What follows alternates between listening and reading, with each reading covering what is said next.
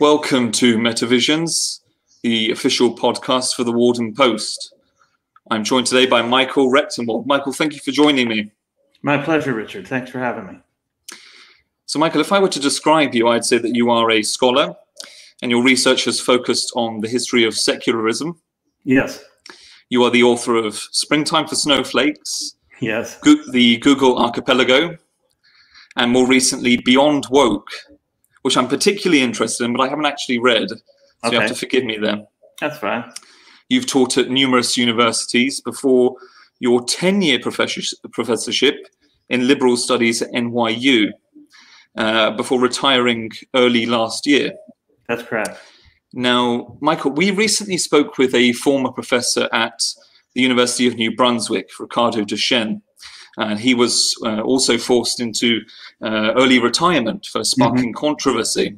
Now, it seems to us, certainly, at the Warden Post, that almost anything which deviates from extreme liberalism these days is dynamite. You know, it's not just stepping on eggshells anymore. So just talking about you personally now, what did you do, or rather think, wrong? I merely criticized some mechanisms in the university system that I found very objectionable, like what they instituted throughout the United States and at New York University when I was there, these bias reporting hotlines where you could report on your professor if they committed a bias infraction, which they never defined. And I thought it was like an institution of a kind of, surveillance state within the university. And I objected to it. And I also objected to the other excesses of social justice ideology, like trigger warnings and safe spaces and the no platforming of speakers. Basically, I made an institutional critique, and these people went insane. They went completely bonkers. That's one way to put it. Yeah. I mean, I think particularly of how even a figure like Sir Roger Scruton was increasingly barred from speaking at Western universities. Right. I mean, this is quite unbelievable, to the point that when I try to discuss these things with normal people, let's say, who don't have a lot of experience with academia, don't have many friends working in academia, they find it hard to believe. They think I'm exaggerating. Right. Well, maybe now that the riots and so forth are taking place, they can see this in the material realm, in the broader society. I mean, this is now gotten to the point of violence, and they're shooting people that they disagree with now. That's just happened in Portland. Yes, I mean, this was a question I perhaps wanted to work towards later, but sure. You're bringing it up now. Perhaps it's pertinent to ask this. Do you see what is happening across America? Most recently, of course, it was the burning of Kenosha in Wisconsin.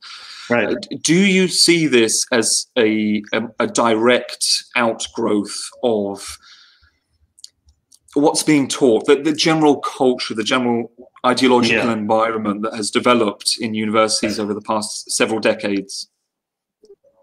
Right. I think it is the outcropping of a long infiltration of the university system with various ideas and this kind of a general malaise regarding Western civilization and capitalism and race. It's a result of numerous theories that have been caricatured, really. I mean, they have been cartoonized, if you will, in the academy, to the point now where they are very simplified.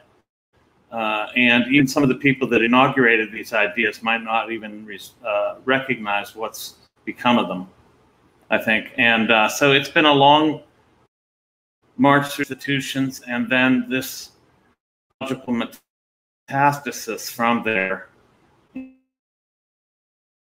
culture, and effectively creating premises or beliefs in some premises that I think can't even question anymore. They're ideological third rails, as we call them in the United States, for the third rail on the subway train that you don't want to touch.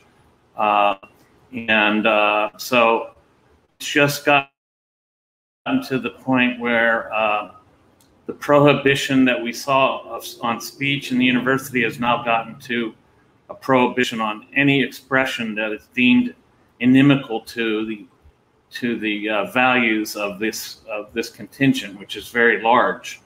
I don't think it's a majority. I think it's a very vocal, it's a large minority, but it's a very vocal and obstreperous one. Yes, it's certainly very vocal. I think that becomes very suddenly apparent to anyone upon entering a university to study. I noted that earlier this month, the neoconservative Douglas Murray wrote an article for the Telegraph, and the article was simply titled, "British Universities Have Become Indoctrination Camps. A reckoning is long overdue." That was the subtitle. So in light of the fact that over a dozen universities in the UK are expected to go bust as a result of the coronavirus outbreak, the lockdown, all the rest of it, fewer Chinese and Arab students coming to the UK, obviously, he concluded the COVID-induced demise of our third-rate institutions is no loss to higher education. So would you agree with him that things are going to have to get a lot worse before they can get better? What's your outlook for the future? Well, I'm not sure that I agree with his conclusion. I agree with the premise that these have become indoctrination camps. But I think that the more universities that there are, the better the chances of actual competition with the dominant ideological formation.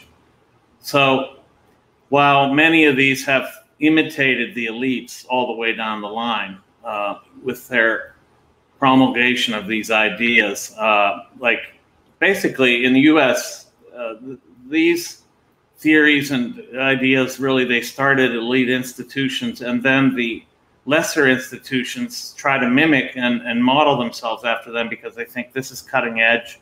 If we don't toe the line on this, then we're going to look backward and retrograde, regressive, Neanderthal, what have you. So, I don't know if that's the case there, but I think that the elites set the tone, and then the rest follow behind. I would like to see more competition, not less. And so I think the only way to combat it is through institutions that basically opt out of this nonsense.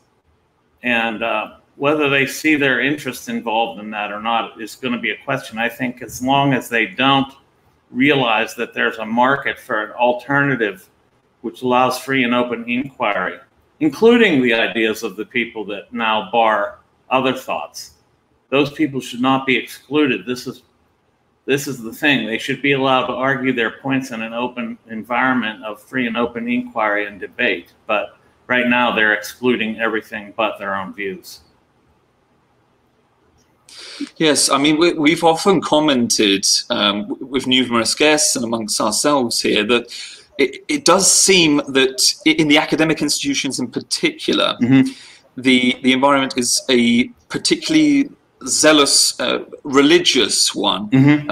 Alex, who is normally the co-host, he would go so far as to say it was sort of Calvinistic. Yeah, certainly, sure. I would think it's puritanical. Particularly in the way that it polices language and competition in thinking, as you've said. Yeah. What hope do you have that such alternate institutions, which I agree are needed, what hope do you have that such alternate institutions can arise? And do you think that, given that most universities are run like a business, they're not run like guilds before, maybe a handful of them are. Right. Given that that's the case, do you think that they're going to respond? I think it is possible that competitors can arise. Thankfully, through the internet. And since most of these colleges and universities are now resorting to online classes, this would be an opportune time to insert oneself or insert new entrepreneurial enterprises that compete with them straight ahead, head to head, because they have no advantage with the brick and mortar campus right now. The brick and mortar campus is going to become obsolete in the near future, I think, and the COVID crisis, however fabricated it might be, is a good chance to insert ourselves, or I think when I speak of myself here, I'm looking to try to establish a university myself, a college or a university that competes straight up. And I have professors from every field who are dying to get involved. So we're looking for backers right now. We're looking for financing. And if we can get this financing, we could get something off the ground. And then there's a question of accreditation. The accrediting institutions are hand in glove with the institutions they supposedly monitor and evaluate.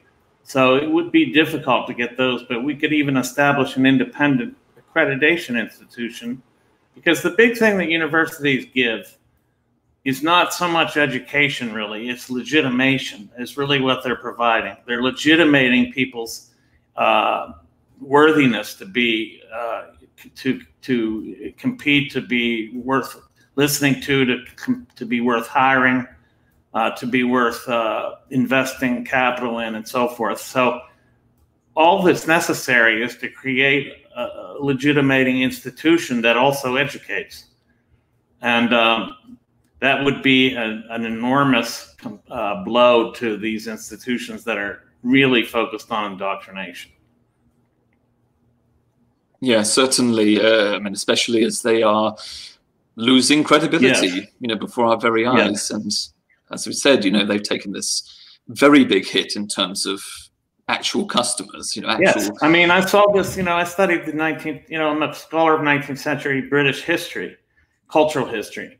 And the same thing happened in the 19th century with the rise of London University, with the rise of alternative science mechanics institutes, and the new emphasis on science that evolved in the 19th century. They started to compete with those schools that taught nothing but classics, languages, texts, basically. And this changed the landscape of Great Britain forever.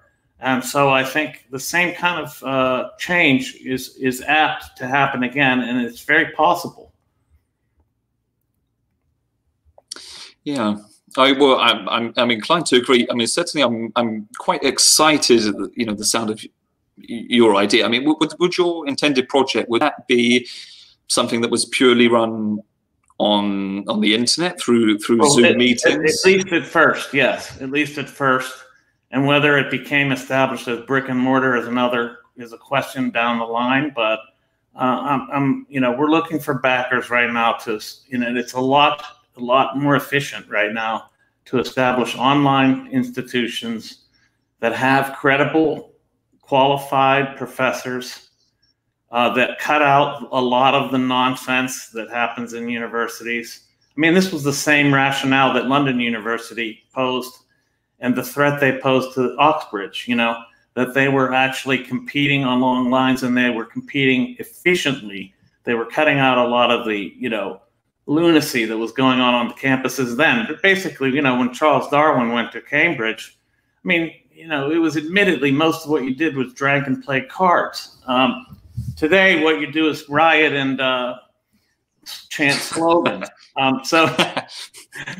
So it's really analogous, right? It's extraneous to the educational process. So why not cut that out? Just go right to the education, stick with that, and let students do what they will otherwise. Interesting. It's fascinating. I mean, do you have a GoFundMe page? Or? Not yet. I mean, we have to first get the whole parties on board where we have an organizational hierarchy. Yes, we are going to have a hierarchy, and we'll have no apologies for hierarchy. So we're going to have to we're still in the process of creating a hierarchy for the institution the members, the board members, and so forth. So once that is all ready, we're not going to start asking for money until we have the organizational structure at hand. So you're quite the rebel, it seems. I don't know why. It's come back to me. It's just come back to me that I seem to recall hearing you sometime. I can't remember where exactly. I think you indicated that you were so anti the new religion, the ideological religion of the universities. I think a colleague called you Lucifer or something. Or what? Oh, it's called Satan. Just straight Satan. Okay, Satan, right. And okay. Short pants, white devil. I don't know what the short pants is about. I really don't. But I haven't really, I haven't found the curiosity to look into what that means. But short pants, white devil, Satan. I was called a Nazi. Meanwhile, my father fought against the Nazis. My grandfather fought against the Germans in World War I. I mean, these people have no basis. So, I mean, we're dealing with lunatics, but I'm not dealing with them anymore. Thankfully, I'm out of that milieu, and they can't cancel me because there's nothing to cancel me from. Yeah, absolutely. Well, good for you. What can I say? I just wanted to ask, perhaps this is a bit of a trite question here, but following this line of thinking that, this is very religious and you are just considered to be the pure evil on their scale of what is right and what is wrong. Right. What would you say? I mean, perhaps it's changed a little bit, but what would you say today are the 7 deadly sins, as it were? It doesn't have to be 7. Oh, let's start with original sin first. Original. for being white, you mean? Whiteness is the original sin. Yeah, and right. it's an inexpiable sin. That is, you cannot pay enough for it. There's no redemption. So you pay and pay and pay. So it's a system whereby you have to be in a constant state of repentance and apology without salvation. So it is comparable to Christianity, except it doesn't provide any out. There's no possible redemption whatsoever. I'm going to have, I've got to jump off and grab my charger real quick. I'm sorry about this. I forgot to charge my laptop. Be right back. No problem. Go for it. Talk to your viewers. Okay. Yeah, I was just thinking recently about those who try even to deny the fact that there's so much race baiting going on and involved in the various riots in the US at the moment, in American cities. I was just thinking, Michael, that with what we've seen in Kenosha, what we've been seeing, for weeks now, right? There are so many who want to. They want to deny that there has been significant race baiting against people who are ethnically European, right? Even if they are, mixed, and let's say they are half, I don't know, whatever it would be, British or whatever it would be. There's so much of it. Now, where do you think that is coming from? Speaking as a former leftist yourself, and someone who was in that culture, where do you think this is coming from? Well, it's a watered-down version of this critical race theory and critical whiteness studies, and the way that it has saturated the culture. These ideas that there is this idea that the whole culture, the whole society, the entire edifice, including its legal system, is racist through and through, intrinsically. So this idea that there's nothing, that everything in its totality is racist, and that structurally it's racist. This comes from critical theory and the adoption of critical theory ideas by critical race theory.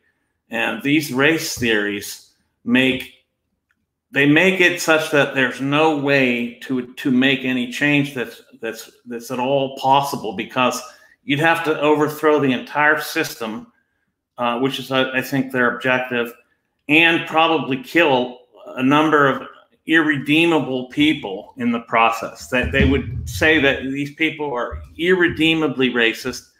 The system's irredeemably racist, so the system and some people have to go. And they make no bones about it. So you can see Antifa people celebrating the shooting, for example, of a white, supposedly far-right supremacist. He's not a white supremacist. He actually was involved in a group called the Patriots for Prayer. They're in glee, in celebration over his death. So they see some people as irredeemable. This comes out of this notion that the totality of society is racist to its core, that there's no redeeming it at all. Even so, the idea that we have legal equality across the board is not enough. And so therefore, even black people that don't abide by their ideology are also deemed irredeemable.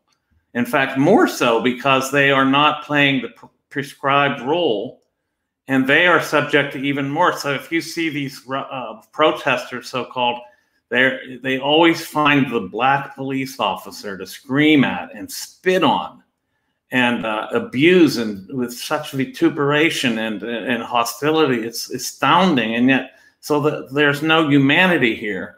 They don't think of these people in terms of being humans. They're just emblems of a political structure. They're not human beings. They treat everybody as an emblem of something. So it's very depersonalizing, dehumanizing, and they raise abstractions to the realm of abstractions are what everybody is being sacrificed to. These abstractions of racial justice and so forth. They'll sacrifice anybody to these abstractions, so that the human character is nothing but an expendable incidence of a class or of a form or of a type.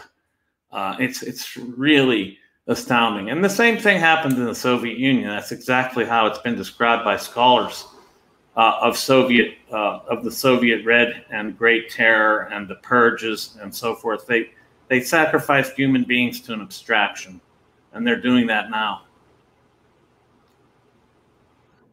So much of what you're saying, Michael, resonates with things we've been saying over the past few weeks. I mean, on this podcast, we are quite wary of, throughout modernity, there are certain things where, we perceive that more organic relationships in society, principally the family, of course. Well, yeah, right. They seem to constantly be under attack by every vector, possible. And we've seen some race baiting, of course, and some tearing down statues, that sort of thing, in the UK as well. Sure, I've seen it. Yeah, not to the extent that this has happened in America.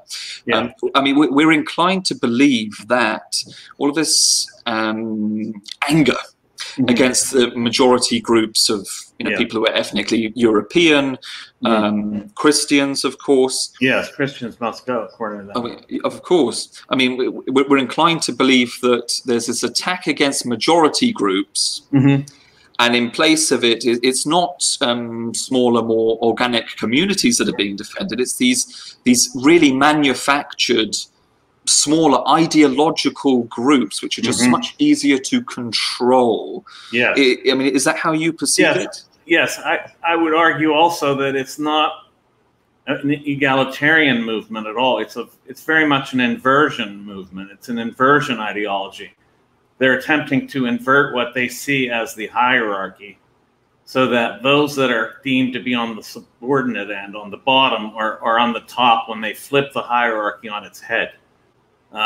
So this is not at all egalitarian, and I think it is, again, you're right, it's minoritarian, but the real adhesion here is not racial, it is ideological. And if you fall out of the ideological adhesion, then you're subject to everything that anybody else would be as a white male or a white majority figure of any kind. Those are obviously the first people they'll attack, is the white majority.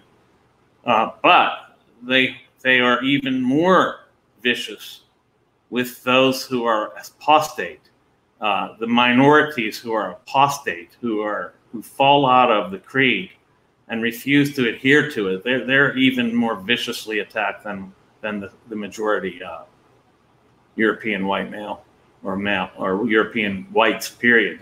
They're beating up old ladies too. So. Yeah, you're right. I was just thinking as you were talking about how they will attack black police officers. Earlier today, I saw footage of a crowd, and they were young, seemingly white people, shouting "Uncle Tom," Jim Crow, saying things like "I am blacker than you." Right. They'll say that, and they'll call them a house N-word as well. Right. They'll actually spew those kind of epithets at these people. And, it's such a dehumanizing practice. It's hard to believe that people have lost their humanity to this extent, except ideological purity is the absolute premium here. But where are the ideologies coming from, Michael? I said that you were the author of The Google Archipelago. It's a very interesting book. We recommend it to our audience. Thank you.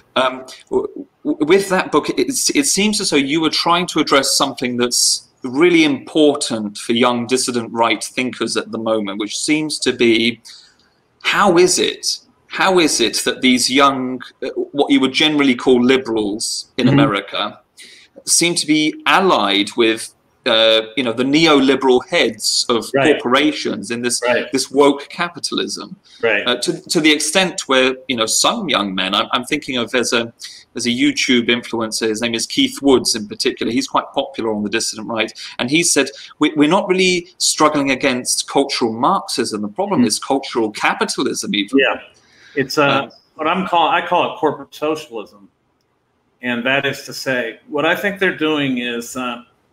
They're promulgating socialist and leftist ideas, the corporate elite are. And this then does two things. It gains the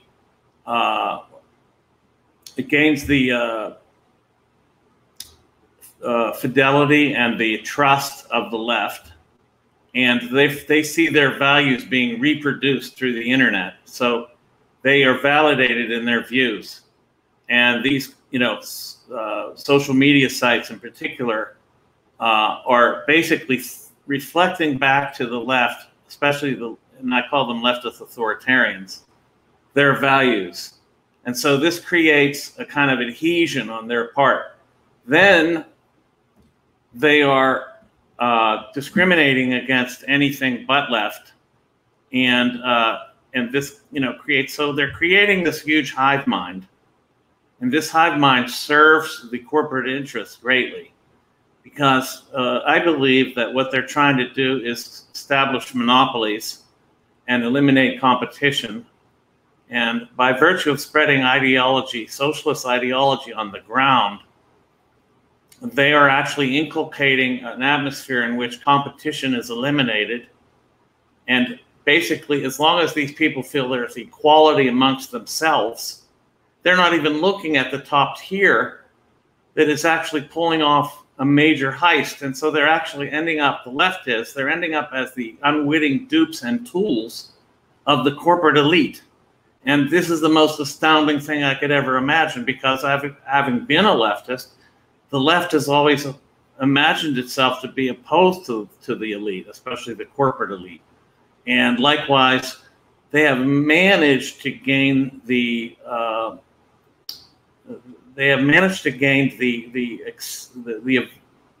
adherence of this left to a corporate monopolist creed and a corporate monopolist ethos and the desideratum. So it's just incredible to me. Yeah, it is incredible, and I think that is part of the problem. It's this inability to explain why these things are happening. Yes, why are corporations? Why are massive corporate capitalists? Why are they supporting and seemingly funding socialist groups and abetting socialist platforms? Why does in the United States? Why does Ocasio-Cortez Alexandria Ocasio-Cortez gets so much airplay on major networks. If she's inimical to the capitalist system, she's not. She's aiding them. She's aiding the corporate monopolist ambitions. That's why they want to spread this socialism on the ground. It bets their interests, because their interests are not free market capitalism. Their interests are monopolies and monopolization. So it's curious. It's very curious development. It certainly is. And there was talk from just greater than myself that we might be heading toward an era of a sort of neo-feudalism. That's right. To which, you know, that there may be an unprecedented union between, you know, international corporations, international scale corporations, with state government. I mean, do you think that there's something like that? What are your thoughts for the future? Yeah, that's what I think it's devolving into, and with the support of the left, which is a really, you know, see, this really this is a concept that they can't get their heads around. The ground soldiers of the left, because it violates their ideological premises that capitalists are all pro free market, and that the working class, so called, is all socialist by nature, that there's some kind of natural affinity to socialism. But the capitalist class isn't necessarily free market at all, especially not the corporatist on the top, the super elite power mad and you know, megalomaniac corporate top. These people have no interest in corporate. They don't want any free markets. They're trying to abolish free markets. And they can tend to be sociopathic as well. And I agree with that premise, right, that you have just posted. The irony is that these socialists, these Marxists could not exist except for the neoliberal oligarchs that are supporting them. Absolutely. And how do we explain it except for this? Some people say, oh, it's just to appease a market segment and all that. That's nonsense. It's not. It's not a sufficient explanation for why this is happening. The more sufficient explanation is that it actually serves their interests. This woke capitalism serves their interests. It serves the interests of the corporate oligarchs. Absolutely. Tucker Carlson very recently, I believe it was over the past 2 days or so. Oh no, it was speaking about Kenosha, I believe, what was happening there. His takeaway from it was that, as you say, the ground soldiers, these who think that they are, you know, old school Marxists, which, you know, they just don't seem to be, that they are serving their masters, and that the idea that the goal is to try and utterly undermine middle class. That's right. A freer middle class. All business. I mean, you see it. What two events in the recent past have combined to eliminate small business to a great degree? The COVID lockdowns and the riots. The lockdowns have, according to the FEE, which is an economic institution, they said that 75 million small businesses, or 50% of American small businesses, are doomed to fail. Combined with the COVID lockdown, and you have the riots, which are obviously destroying small businesses. Yeah, they're also burning a few and looting a few chains, or, you know, of major, but they will sacrifice a few chain stores, a few retailers, for the elimination of the small business. And during the same period as all these small businesses are being eradicated, Amazon sales have skyrocketed. So you have everything but small business hurting. You have the massive corporate elite gaining tremendous market share, and you have small businesses being virtually eliminated, if not entirely eliminated. I can't help but think that these are orchestrated. I'm sorry, they can't just happen by accident. There's no way that they would allow this to happen unless they wanted it to. It's that simple.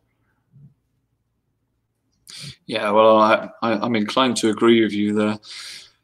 But well, okay. Speaking about the future, then, and particularly, I want to try and address some of the things you seem to have touched on in your much more recent book, Beyond Woke. Sure. It seems as though you will be addressing some of the concerns that many of us, not just young men on the right wing, but many people I speak to about the future, about concerns that people generally have for the future. That when we look at both the left and the right of typical Western politics these days, people seem to see just materialism, right, and the kind of modern liberalism which has made us much more atomized.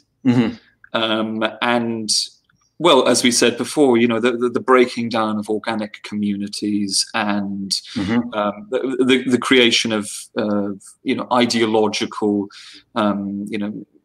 always at war. Ideological extended networks rather than families. Yeah. Even Black Lives Matter said this directly. They want to get rid of the family and replace it with like a network of basically like-minded rabid lunatics. But that's precisely.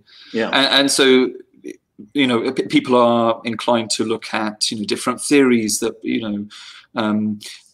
suppose that they are transcending the left and the right, and they're presenting something new. Yes. And of course third positionism is even becoming much more popular among young men on the right. Sure. I mean, you seem to have a solution. What will really break us out of this seemingly never-ending struggle between blue and red, nothing ever really changing? I think it's going to have to be an understanding of what grants us individual rights, and what grants us what's the basis for the family, and why is it attempted to be eradicated? What's behind the attempt to eradicate the family? And I think it's very clear that the family is the last bastion of influence and cohesion against atomization that is both the objective of massive corporate interests and the left. Once we understand what the family is about and what threat it poses to the powers that be and the leftists who are on their side, surprisingly enough, then I think we can understand why we need to rebuild it. I mean, unless we have I know it sounds, you have to have a rationale for it in order to support it. You can't just be waving flags and banners saying support the family, because people are basically, why? What's the premise here? The premise is the family serves as the last buffer, the only institutional bulwark against total dissolution of society into nothing but consumers and ideological maniacs. That's really what it comes down to. So that's why I support it, and that's why I would say, I don't know if I would call myself a third positionist, but and I'm not sure that transcending left and right is possible yet. I would most likely, people would posit me on the right only because I value individual rights, the family, free markets, not monopolies.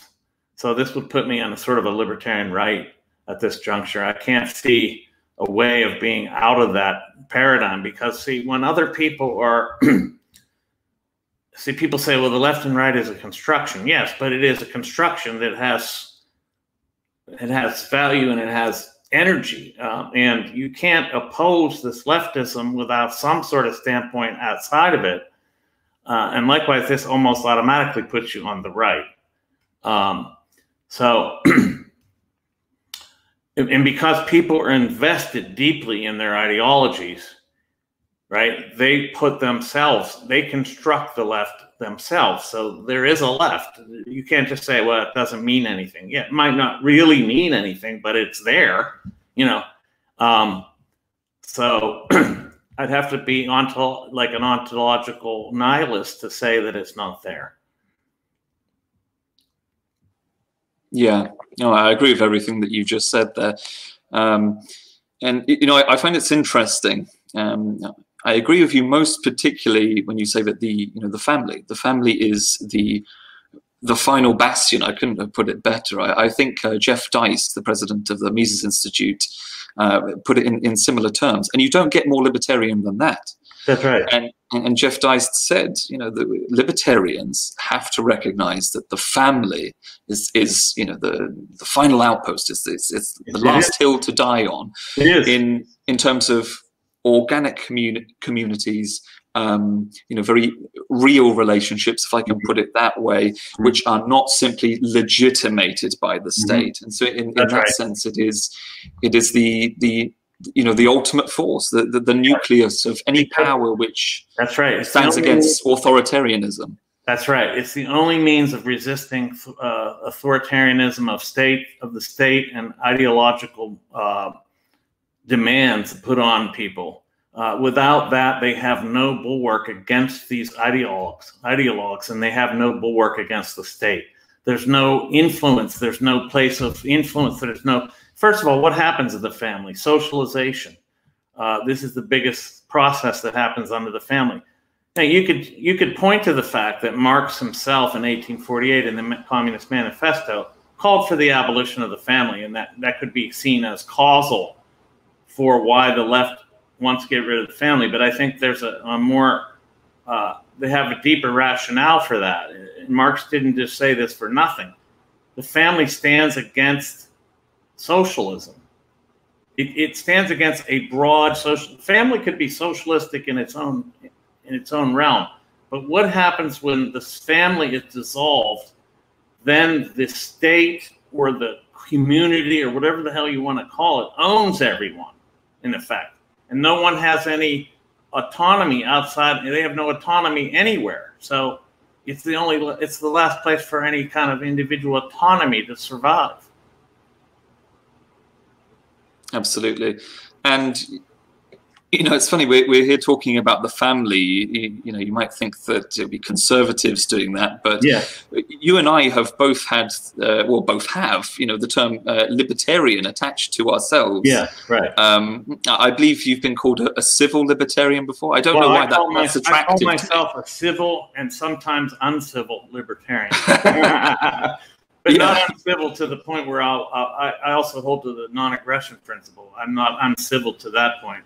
I'm uncivil in that I will say things that people will find lacking civility, in the sense that those who make the rules tell me what's uncivil, right? Of course. Like they told me I was incivil in my discourse while they were calling me every name in the book. Yeah. Which I never retaliated with once. Just to say now that they're complete idiots, but that's not personal because it's just true. Yeah.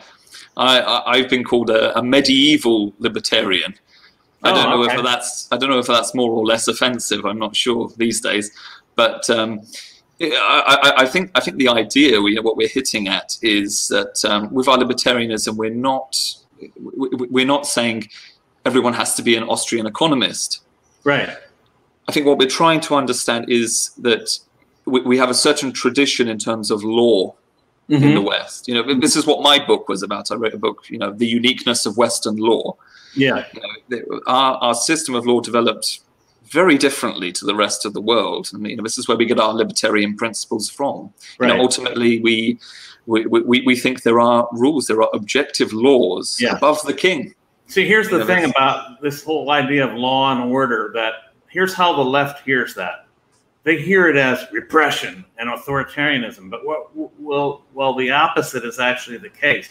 It is the only thing that ensures equal protection, and equal protection is the basis of equality and freedom of opportunity. So unless there's law, you have nothing but power groups imposing themselves on you, and that power group right now is a leftist authoritarianism. So that's why they want to get rid of this idea of law as a sort of neutral arbiter. And they say it's never neutral. It's always been for the powerful. That's not true.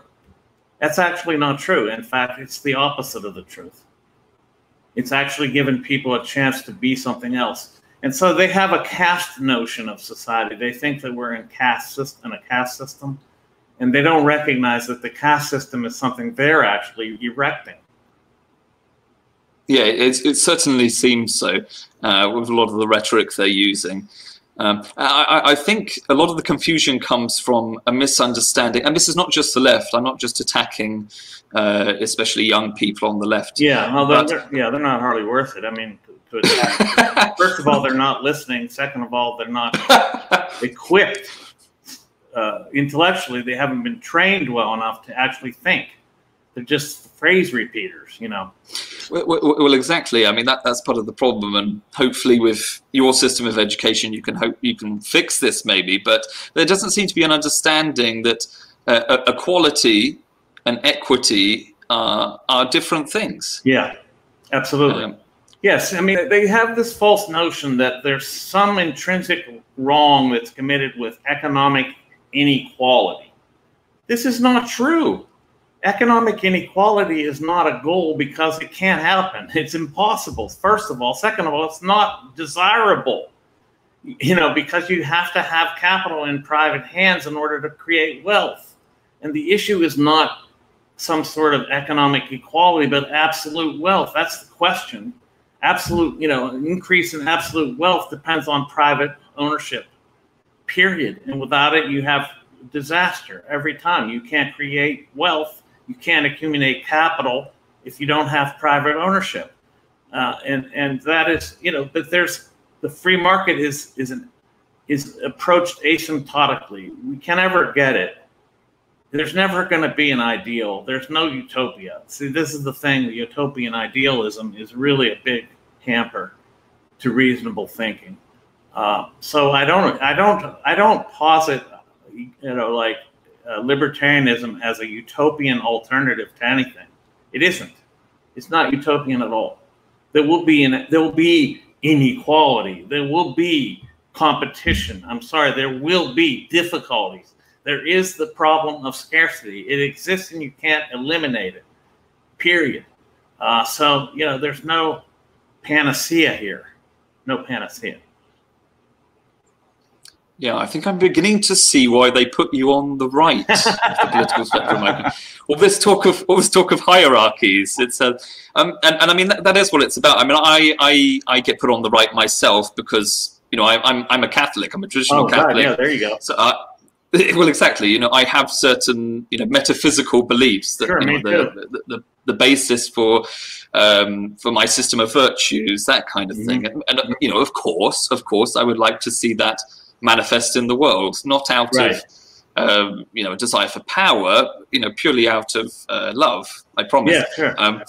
But and you're not going to impose it on people by force, you know, because that would be anathema to what you believe. Yeah, exactly.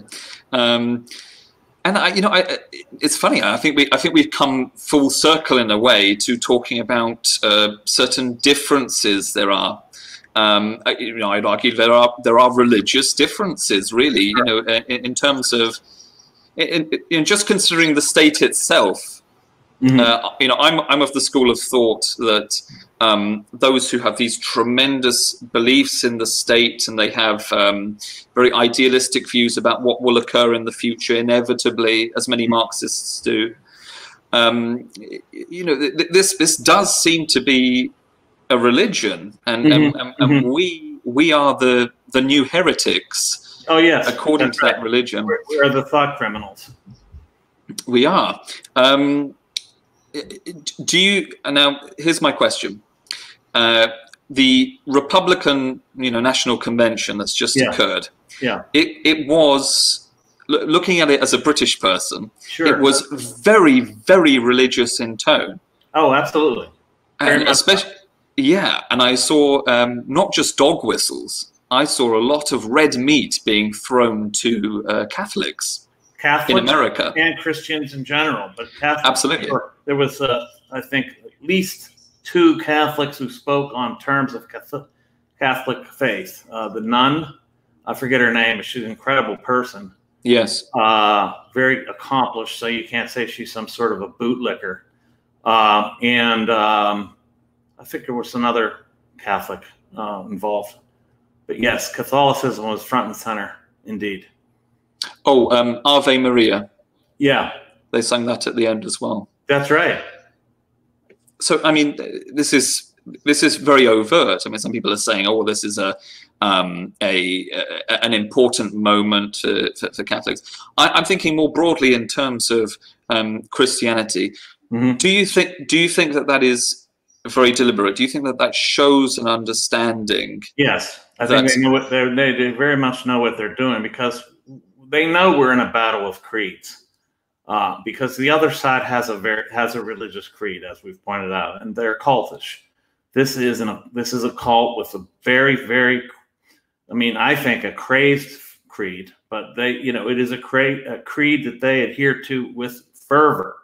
So we're in a battle of creeds, and so it's very prescient, and it's very telling, and I think it's very cognizant on their part to recognize that's what's going on, that there is a battle of creeds going on, and that to try to pretend it's some sort of neutrality versus this creed is just nonsense. It's a creed. And so asserting a different creed or a set of creeds or cognate creeds, Christianity, Catholicism, etc., belief in God, and values of Christian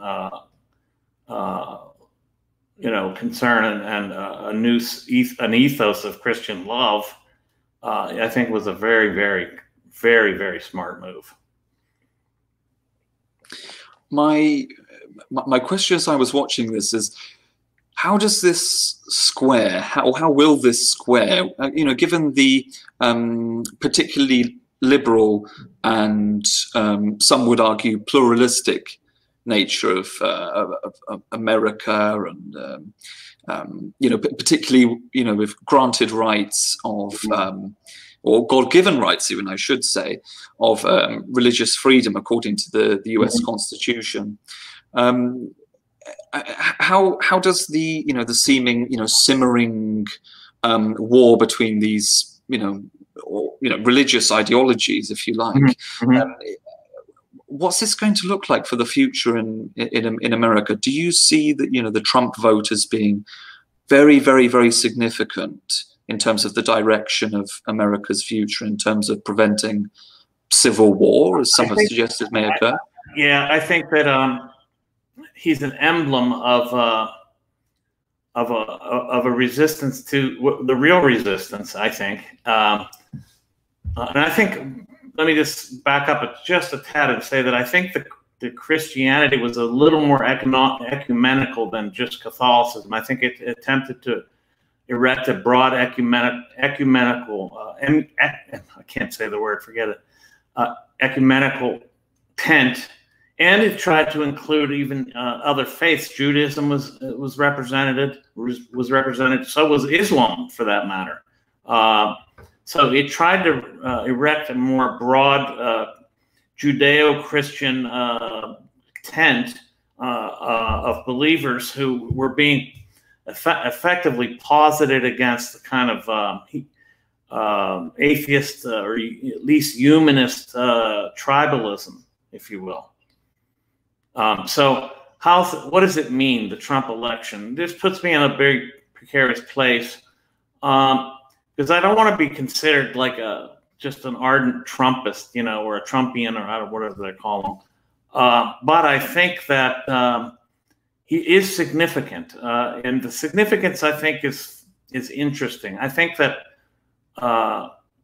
ironically, Trump represents more working class values than the left does at this juncture, and that he represents the interests of more not just middle class, but middle and lower middle class interests than does the Democratic Party, who I think really represent the elite and throw identity politics bones to the rest.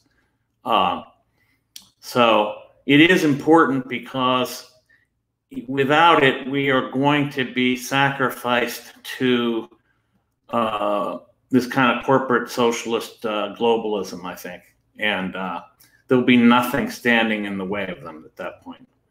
except a few party members in the other side, because even a great number of the Republicans are in the same camp as these Democrats. They favor the same thing. They're corporate, their corporate monopoly favors and so forth. And finally, a question we will often ask academics or former academics: what advice would you give to young men and women? Yeah. Particularly if they are of a, shall we say, unfashionable ethnicity and religion at this time. Certainly if they are of an unfashionable political persuasion. And they had it in their heart, they had it in their mind that they would go into academia. Academia as a profession, or rather than just going to college? Yeah, that's a tough nut right there. I would say forget it at this point. You're not. You'll be investing in an enormous amount of personal time, the time investment, the devotion, the amount of study that you'll do will be for naught, because you're not going to get a job unless these institutions like the one I'm trying to found gives them other opportunities. Because right now the deck is so stacked against anybody but a leftist in any of the humanities, social sciences, and now even the sciences and technology fields, that you're just going to be, unfortunately, it'll be a bad investment of your personal individual capital, if you will. So I would say become instead, if you have aspirations to an intellectual life, become instead an intellectual entrepreneur, which is harder but better. It will give you the real independence of thought that you sought in academia. See, academia for me, I thought it was the last bastion of independent thinking. Wow, did I find out that was wrong. It is if you are a communist, then it's perfect. But or some identity politicker who's using the academy to both advance the interests of their identity category, plus use their identity politics to gain academic credibility and capital. That's what they do. It's a double thing. It's a double move. They both advance the interest of the identity category they're involved in, and they use that identity category in order to advance their careers. But I would say until we have these parallel institutions, which, listen, I'm trying to provide opportunity to people. Believe me, I am not just in this for me. I want to provide opportunity for people that are independent thinkers. But at this point, there's so few institutions. There's a handful of institutions they could work in which have no jobs because they're so small, like Hillsdale College or Grove City in Pennsylvania, or a few others that are holdouts from all of this. They just don't have enough. They don't have a student body large enough to justify recruiting very broadly. So until something changes, I would say it's not worth your time and money, because you're going to be sacrificing income in the fact, because you're giving up many years of income earning potential, which I did. I mean, but while I was in graduate school, I worked 3 jobs. So, and I never made less than $70,000 a year while I was a PhD student. Wow. Yeah, which is not a lot of money, but it's a lot for a PhD student, trust me. But that's not very viable. It's very difficult. And I was lucky. So I would say, no, don't do it. I'm sorry. Right now, until we get whatever we call the institution off the ground and others like it competing, which I would love, because competition is good for you. It's good for you because it forces improvement and so forth. So until these alternate institutions get off the ground, I'm afraid you're in the wrong boat. Maybe if you're 14, 15, by the time you get into graduate school, there might be there might be places for you.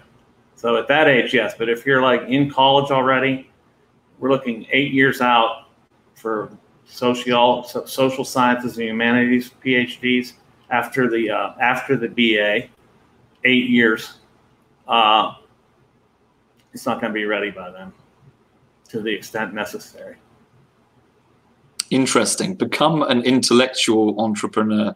That's I right. wasn't expecting that answer, but it's a good answer. Better than just, learn to code and ride the wave or whatever. Yeah, no. If you really have intellectual aspirations, by all means, you can't stifle them. It's impossible. You'll die otherwise, right? Right. So you have to pursue it. The question is the venue. Don't give the credibility all to the academic institutions. They don't deserve it. They don't deserve it. Create other islands of opposition that are just as viable and much more important. Much more important.